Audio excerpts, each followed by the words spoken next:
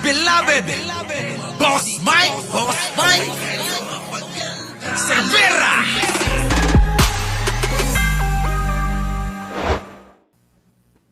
Walang reward system na ipinapatupad si Ford. Kita nyo kung gaano kasinungaling ito.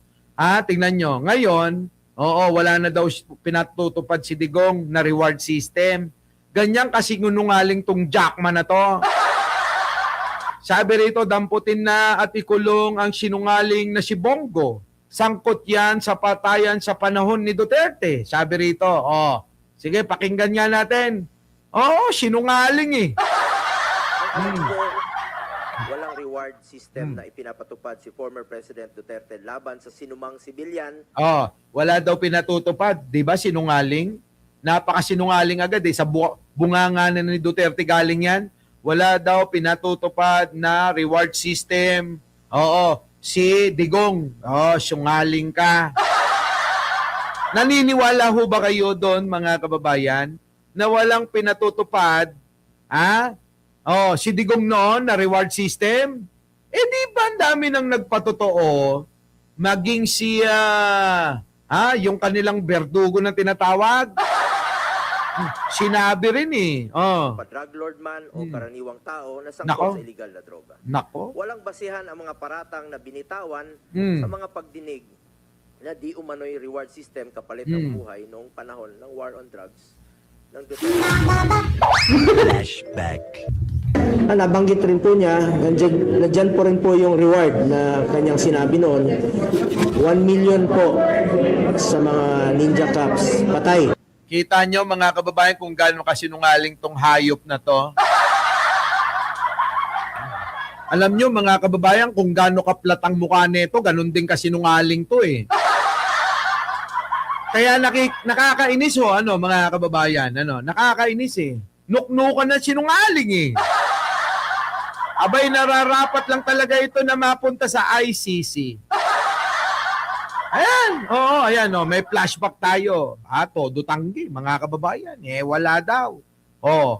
Kita nyo, Bongo versus Bongo ito eh. Bongo versus Bongo, Flashback. Nabanggit rin po niya, nandyan po rin po yung reward na kanyang sinabi noon, 1 million po sa mga ninja cops, patay. Pag buhay, kalahating milyon lang po. Pagpatay, 1 milyon. Pagbuhay, kalahating milyon daw po. Putik na yan, patayin mo na. Doble, presyo. Diba? Doble presyo. Pag lumaban, 2 million. Kita nyo? Pag lumaban daw, 2 milyon. Di palabanin nyo.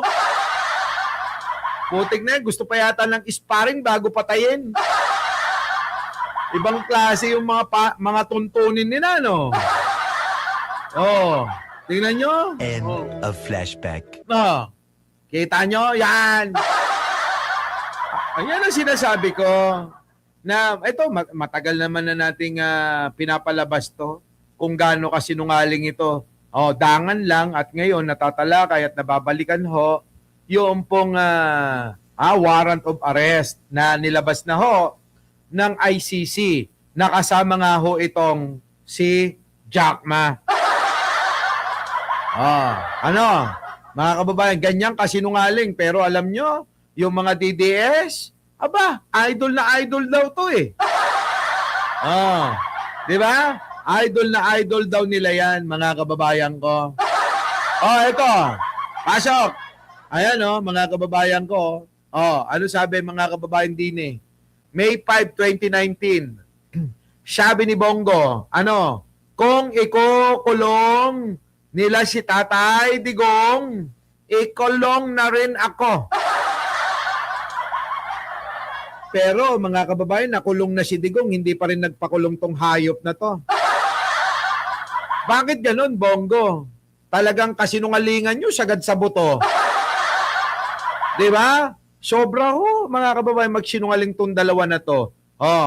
Sabi naman dito ni Bato, March 12, 2025, nung bago makulong si Digong, mahuli ng Interpol. Sasamahan ko si Tatay Digong sa kulungan para alagaan siya. Sinungaling! Sasamahan daw. Ayan na nga, may pagkakataon ka na samahan mo yung tatay mo na sinasabi mo para alagaan mong hayop kang bato ka. Naaawa ho ako kay Digong, yun ang totoo. Oo. Buti pa nga tayo naaawa eh. Pero yung mga DDS hindi naaawa. Sisihin nyo tong dalawa na to. Imbis ho na may kasama na ho si Digong sa kulungan, abay nagsosolo pa rin mag-isa. Kung tinupad lang ho sana yung pong mga sinasabi na itong dalawa na ito, na itong isa kung ikukulong daw si Digong, magpapakulong din daw siya, o di may kasama sana, o ganun din tong si Bato. Ano sabi? Samahan ko si Tatay Digong sa kulungan para alagaan siya. Nakulong na't lahat mag-iisang taon na. Halos mag-iisang taon na rin nagtatago siya. Walang shoutout ngayon. Shoutout sa inyo lahat. Diba? Ngayon naman si Robin, sasamahan daw niya si Bato, diba? Kapag ka nakulong, magpapakulong din daw siya. Di bali na daw nawala ng bengbang si Mariel.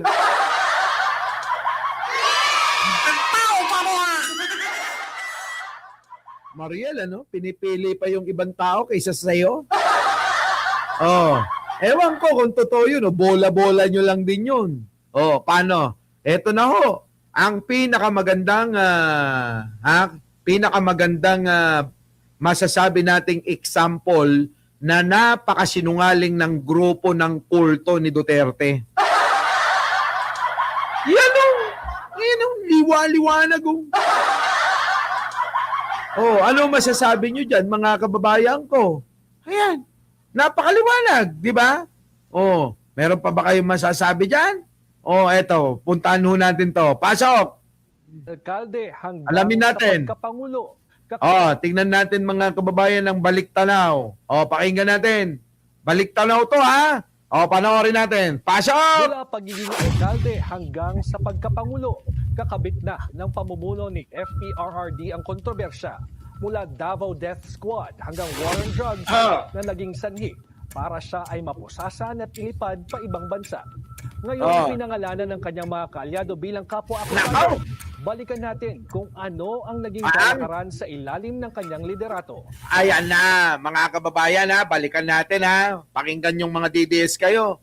Kayo, matatapang lang kayo kapag ka nag-music pa lang ako, pag nag-i-intro, panay ang comment nyo ng kung ano-ano. Pag nakita nyo na yung mukha ko, ayaw nyo na mag-comment.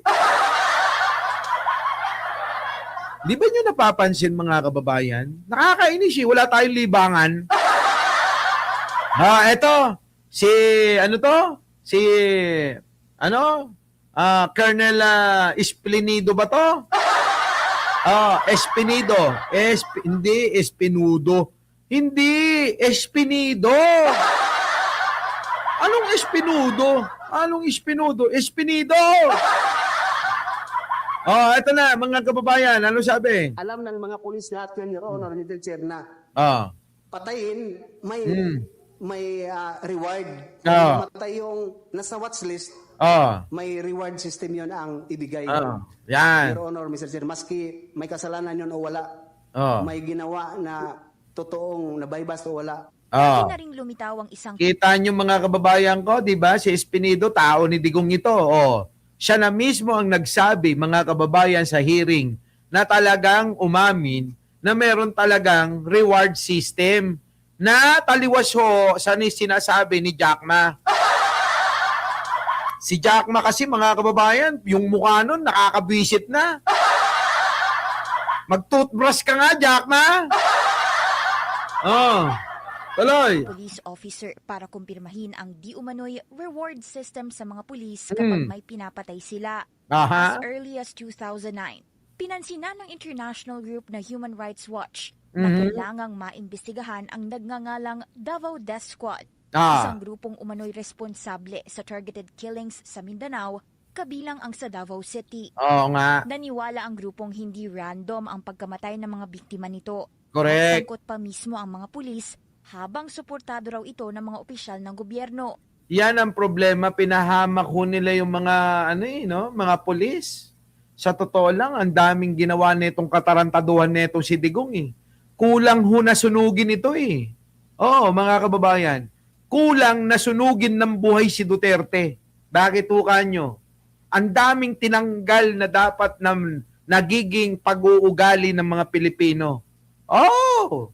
Aba, una ho dyan mga kababayan, pansinin nyo. Marami hong mga nawalan ng pagrespeto sa kapwa-tao. Di po ba? Nawala ho eh. Yung pagrespeto sa kapwa-tao. Aba, laki nung bagay ha. Yung po bang irespeto natin yung kapwa natin? Buti na lang tayo matatalino. Tignan nyo yung mga DDS kung anong ginagawa nila. Di ba mga walang respeto? Di ba mga bastos? Kung bastusin nila ang First Lady, kung bastusin nila ang Pangulong Bongbong, ganun-ganun na lang. Pati po mga betsyutan eh. Di ba? Pati betsyutan mga kababayan, binabanggit ng mga walang yan. Ganon ho ginawa ni Digong ang mga Pilipino. Tinanggal yung pagrespeto. Ayan, tama. At saka na normalize yung pagmumura. Kita nyo ho mga kababayan ko, sa kanila, mura sila ng mura. Tignan nyo si Kap ninyo, ayun, nadali niya. Di ba Ninyo Barsaga? Yan ang sinasabi ko mga kababayan ko eh. Ang dami hong binago ni Digong sa ating mga Pilipino. Yung pong kabutihang pag-uugali, tinanggal niya eh. Na ngayon mga kababayan, napakahirap ibalik eh. Tignan niyo ho yung mga toxic sa social media. Walang ginawa kundi magmura ng magmura eh. Diba? O at least pinakita ko sa inyo kung paano tayo magmura. Pero, nakakadalawang buwan na tayo halos, hindi ako nagmura.